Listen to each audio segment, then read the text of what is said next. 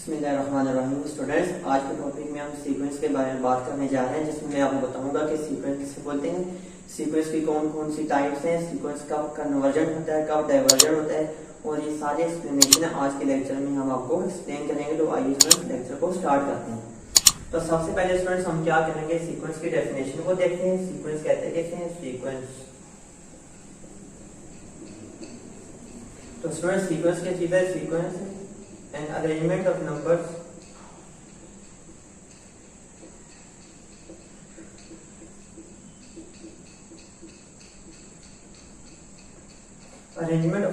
which occur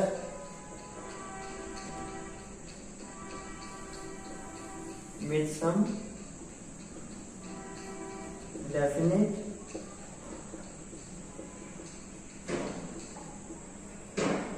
rule। तो student sequence किसे बोलते हैं? सीक्वेंस हम किसी भी नंबर्स की अरेंजमेंट को बोलते हैं, ऐसी अरेंजमेंट जो किसी खास रूल को फॉलो करते हुए बनाई जाए। तो स्टूडेंट्स सीक्वेंस किसे कहते हैं? Arrangement of numbers which occur with some definite rule. जब आप किसी खास रूल को फॉलो करते हुए, किसी खास प्रोसीजर को फॉलो करते हुए नंबर्स को तरतीब देते हैं, तो उस तरतीब को हम क्या बोलेंगे? सीक्वेंस बोलेंगे। लेट्स सपोज स्टूडेंट्स हमारे पास नंबर्स है, हमारे पास 2 4 6 8 10 अप टू सो ऑन। तो स्टूडेंट्स अगर आप देखें ये हमारे पास सीक्वेंस है। क्यों सीक्वेंस है? क्योंकि इस सीक्वेंस में जो नंबर्स है हमारे पास, उन नंबर्स की तरतीब एक खास रूल को फॉलो करते हुए, और वो रूल क्या है? क्योंकि स्टूडेंट्स हर दो नंबर्स के दरमियान हमारे पास 2 का डिफरेंस है। इन दो नंबर्स के दरमियान 2 का डिफरेंस है, इन दो के दरमियान भी 2 का डिफरेंस है, इन दो के दरमियान भी अप टू सो ऑन। हर आने वाली वैल्यू में कितने का डिफरेंस आ रहा है? 2 का डिफरेंस आ रहा है। तो ये खास रूल को फॉलो करते हुए हमने नंबर्स को क्या किया? तरतीब दी है। तो ये जो तरतीब होगी ये हमारे पास सीक्वेंस कहलाएगी। तो स्टूडेंट्स हमारे पास सीक्वेंस की एक और डेफिनेशन भी होती है कि हमने एक फंक्शन पढ़ा हुआ है कि फंक्शन किसे बोलते हैं। तो स्टूडेंट्स फंक्शन हमारे पास बेसिकली क्या होता है? फंक्शन हम एक मैपिंग डिफाइन करते हैं एफ फ्रॉम सेट ए, इसको सेट ए बोलते हैं, इसको सेट बी। तो फंक्शन किसे कहते हैं? फंक्शन बेसिकली मैपिंग होती है, ये एक रिलेशन होता है जो कि सेट ए के एलिमेंट्स को सेट बी के एलिमेंट के साथ क्या करता है? रिलेट करता है। किस तरह रिलेट करता है? लेट्स सपोज अगर हमारे पास यहाँ पे कोई एलिमेंट 1 2 3 है, तो ये फंक्शन क्या करेगा? ये रिलेशन इस 1 को यहाँ पे रिलेट करेगा f ऑफ 1, ये 2 f ऑफ 2 f ऑफ 3। तो स्टूडेंट्स बेसिकली ये हमारे पास डोमेन का सेट होता है और ये को डोमेन का सेट होता है। फंक्शन क्या करता है कि डोमेन के एलिमेंट को एसोसिएट करता है किसके साथ? को डोमेन के एलिमेंट के साथ, यानी 1 f ऑफ 1 के साथ, 2 f ऑफ 2 के साथ, 3 f ऑफ 3 के साथ।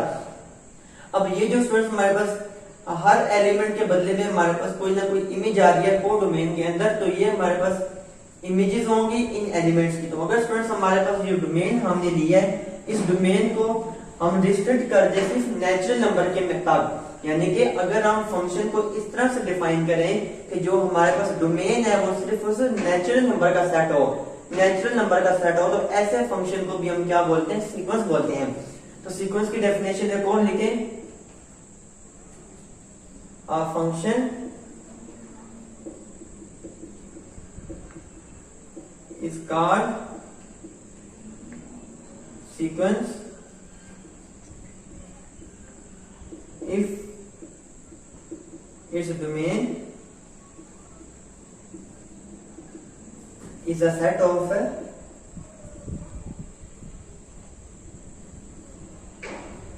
Natural number. अगर हमारे पास डोमेन नेचुरल नंबर का सेट डिफाइन कर दी जाए, तो ये जो फंक्शन होगा वो हमारे पास क्या कहलाएगा? सीक्वेंस कहलाएगा। और इस सीक्वेंस को हम डिनोट किस तरह करेंगे students? f of n is equal to an से। और ये जो an होगा स्टूडेंट्स, ये हमारे पास सीक्वेंस की nth टर्म होगी, यानी nth टर्म होगी।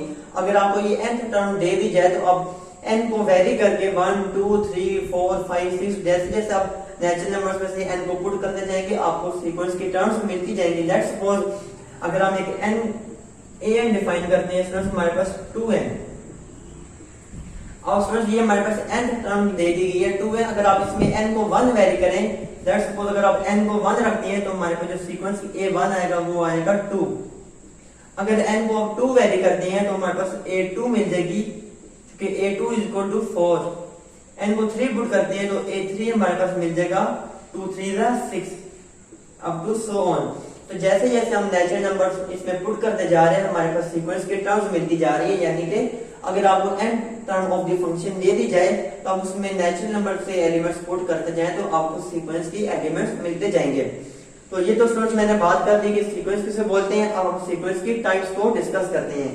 तो आइए स्टूडेंट्स सीक्वेंस की टाइप्स को डिस्कस करते हैं। इस सीक्वेंस की कई टाइप्स होती हैं। बिफोर टाइप्स को स्टडी करते हुए टाइप्स पढ़ने से पहले मैं आपको सीक्वेंस बताता हूँ कि सीक्वेंस दो तरह के होते हैं। एक स्टूडेंट हमारे पास फाइनाइट सीक्वेंस होते हैं, फाइनाइट सीक्वेंस, और दूसरा हमारे पास होता है इनफिनिट सीक्वेंस, इनफिनिट।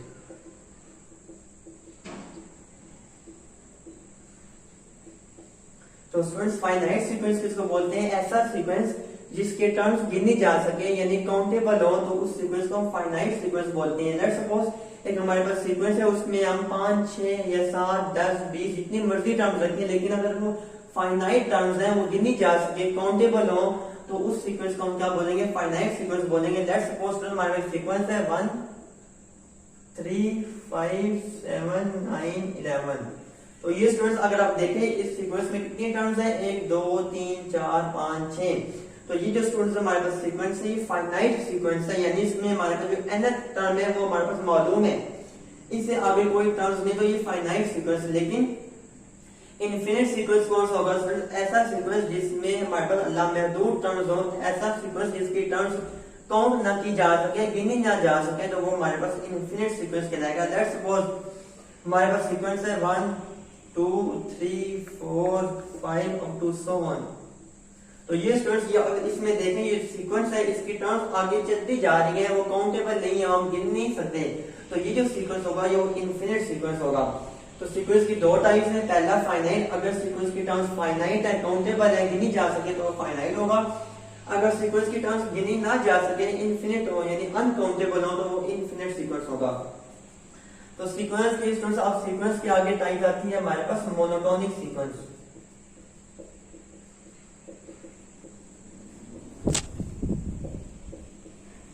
तो स्टूडेंट्स मोनोटोनिक सीक्वेंस किसे बोलते हैं? ऐसा सीक्वेंस जो या तो स्ट्रिक्टली इंक्रीज कर रहा हो या स्ट्रिक्टली डिक्रीज कर रहा हो, तो उस सीक्वेंस को हम मोनोटोनिक सीक्वेंस बोलते हैं। इसके आगे दो शाखाएं स्टूडेंट्स, दो कैटेगरीज है, एक स्ट्रिक्टली इंक्रीजिंग और दूसरे हमारे पास स्टूडेंट्स स्ट्रिक्टली डिक्रीजिंग। अगर तो स्टूडेंट्स आपको सीक्वेंस गिवन है जो कि स्ट्रिक्टली क्या कर रहा है? इंक्रीज कर रहा है, जैसे कि ये सीक्वेंस आप देखें, इसमें हर आने वाले टर्म पिछली टर्म से क्या है? बड़ी है। 9 7 से बड़ा है, 11 9 से बड़ा है, अप टू सो ऑन। तो इस सीक्वेंस को हम क्या बोलेंगे स्टूडेंट्स? मोनोटोनिक सीक्वेंस बोलेंगे। और अगर ऐसा सीक्वेंस जिसकी टर्म स्ट्रिक्टली क्या कर रही हो? डिक्रीज कर रही हो। लेट्स सपोज हमारे पास सीक्वेंस है, उसमें term 5, 3, 1, -1, -3 up to so on. अगर आप इस सीक्वेंस को देखें तो इसमें जो हर आने वाली टर्म है वो पिछली टर्म से क्या होती जा रही है? छोटी होती जा रही है। 3 5 से छोटा है, 1 3 से छोटा है, -1 1 से छोटा है, -3 -1 से छोटा है। तो ये जो सीक्वेंस है ये स्ट्रिक्टली डिक्रीजिंग सीक्वेंस है, और इस सीक्वेंस को भी हम क्या बोलेंगे? मोनोटोनिक सीक्वेंस बोलेंगे।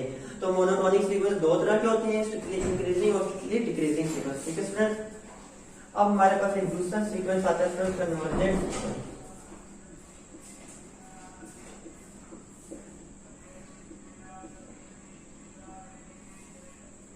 तो स्टूडेंट्स कन्वर्जेंट सीक्वेंस क्या होता है? अब इसमें हमारे स्टूडेंट्स लिमिट अप्लाई करेंगे, limit n approaches to infinity an is equal to n। अगर n तो स्टूडेंट हमारे पास क्या हो जाए? फाइनाइट हो जाए एंड यूनिक। अगर स्टूडेंट्स हम जो सीक्वेंस है उस सीक्वेंस के ऊपर हम लिमिट अप्लाई करें, n अप्रोचेस करें इन्फिनिटी को, और जो सीक्वेंस की लिमिट है वो कोई नंबर l आ जाए और ये नंबर स्टूडेंट्स फाइनाइट और यूनिक हो, तो इस सीक्वेंस an को हम कन्वर्जेंट सीक्वेंस बोलेंगे। अब स्टूडेंट्स कन्वर्जेंट सीक्वेंस से मुराद क्या है? कन्वर्जेंट सीक्वेंस से मुराद ये कि आप जैसे जैसे सीक्वेंस में और टर्म्स को बढ़ाते जाएंगे।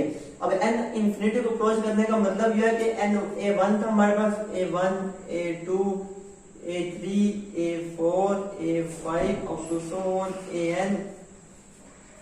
Up to so on. तो स्टूडेंट्स जैसे जैसे आप सीक्वेंस के टर्म्स को क्या करते जा रहे हैं, बढ़ाते जा रहे हैं 1 2 a3 a4 a5, तो जैसे जैसे आप एन इन्फिनिटी को अप्रोच कर रहे हैं, इससे मुराद है कि आपकी सीक्वेंस की टर्म जो जो बढ़ती जाएंगी वैसे वैसे आपको जो सीक्वेंस होगा वो किसी खास नंबर की जानिब अप्रोच करता जाएगा, और जिस खास नंबर को वो अप्रोच करेगा उसको हमने एल का नाम दिया। अगर ये नंबर एल फाइनाइट और यूनिक आ जाए तो हमारे पास जो सीक्वेंस होगा वो कन्वर्जेंट सीक्वेंस होगा। ठीक है स्टूडेंट्स, अगर ये हमारे पास जो सीक्वेंस की लिमिट है, limit n approaches to infinity n, ये हमारे पास इंफिनिटी आ जाए, यानी कि हम सीक्वेंस के ऊपर लिमिट अप्लाई करें और वो हमारे पास इंफिनिटी आंसर दे दे, तो ये जो सीक्वेंस एन होगा ये हमारे पास स्टूडेंट्स क्या होगा, डाइवर्जेंट सीक्वेंस कहलाएगा। क्या कहलाएगा, डाइवर्जेंट।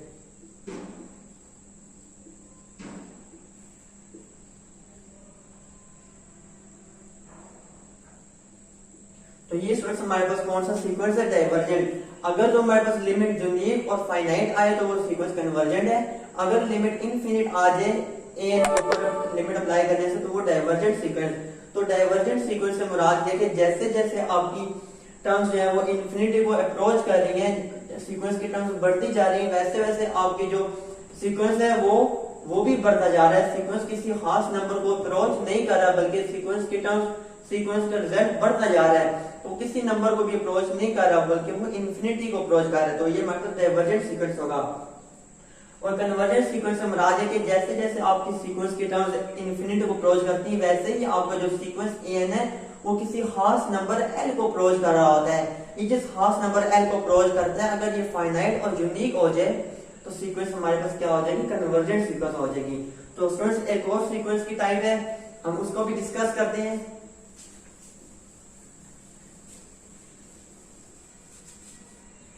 तो स्टूडेंट्स हमारे पास एक और सीक्वेंस है, जो थर्ड सीक्वेंस है उसका नाम है ऑक्सीलेटरी सीक्वेंस।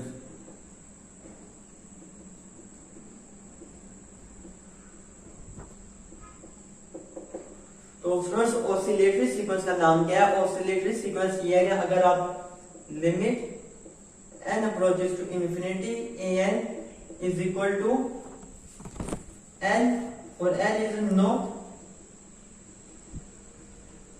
यूनिक, अगर आप सीक्वेंस के ऊपर लिमिट अप्लाई करें और जो लिमिट आपकी आ रही है वो यूनिक ना हो, यानी कि एक से ज्यादा हो, तो उस सीक्वेंस को हम क्या बोलेंगे, ऑक्सीलेटरी सीक्वेंस बोलेंगे। ऑक्सीलेटरी सीक्वेंस का मतलब है कि ऐसा सीक्वेंस जिसकी लिमिट यूनिक ना हो और लिमिट किसी दो नंबर्स के दरमियान क्या कर रही है, ऑक्सीलेट कर रही है, यानी कि पहले एक लिमिट आ जाए, कभी दूसरी लिमिट आ जाए, कभी एक कभी दूसरी, यानी लिमिट्स आपस में एक्सचेंज होती है मुसलसल, कोई यूनिक लिमिट हमें ना मिले इस सीक्वेंस के ऊपर, तो ये सीक्वेंस ऑक्सीलेटरी सीक्वेंस कहलाएगा।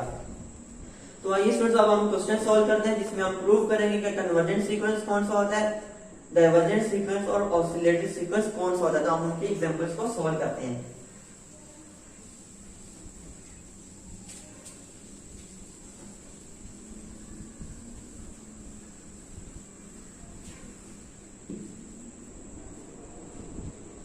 तो स्टूडेंट्स हम एक क्वेश्चन को सॉल्व करते हैं।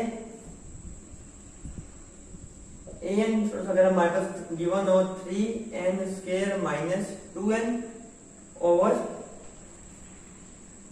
n स्क्वायर प्लस n, तो स्टूडेंट्स ये हमारे पास सीक्वेंस गिवन है। अब इस सीक्वेंस के हम क्या अप्लाई करते हैं, लिमिट मालूम करते हैं। अगर हम लिमिट अप्लाई करें सीक्वेंस के ऊपर, limit n approaches to infinity an is equal to limit n approaches to infinity n, students हमारे पास क्या मौजूद है, 3n square minus 2n over n square plus n which is equal to limit n approaches to infinity। तो students हम क्या करेंगे, हम जब भी लिमिट फाइंड करते हैं तो हम डिनोमिनेटर और नोमिनेटर में जो n की मैक्सिमम पावर है उसको कॉमन लेंगे। n की मैक्सिमम पावर क्या आ रही है, n स्क्वायर आ रही है, तो n स्क्वायर कॉमन ली, तो यहाँ पे 3 बचेगा माइनस यहाँ पे 2/n बचेगा, और नीचे n स्क्वायर कॉमन लिया तो यहाँ पे 1 प्लस 1 ओवर n, तो n स्क्वायर से n स्क्वायर कटा। अब हम लिमिट अप्लाई करेंगे, n किसको अप्रोच करेगा, इंफिनिटी को, तो ये आ जाएगा स्टूडेंट से 3 minus 2 over infinity 1 plus 1 over infinity, तो ये 3 माइनस 0 चूंकि something divided by infinity answer 0 आता है, ओवर 1 प्लस 1 पर infinity 0 which is equal to 3। तो स्टूडेंट्स ये जो आपका सीक्वेंस है, जब हमने लिमिट अप्लाई किया तो ये किसी खास नंबर को अप्रोच कर गया है जो कि 3 है, और ये यूनिक भी है और फाइनाइट भी है। तो इसका मतलब हुआ कि ये जो सीक्वेंस है ये हमारे पास कन्वर्जेंट सीक्वेंस है। ठीक है स्टूडेंट्स, तो ये हमारे पास कन्वर्जेंट सीक्वेंस। अगर हम एक और क्वेश्चन ले लें, अगर हमारे पास an स्टूडेंट्स हमारे पास 2 की पावर n हो, 2 की पावर n, तो ये सीक्वेंस हमारे पास गिवन है। अब इस पे लिमिट अप्लाई करते हैं।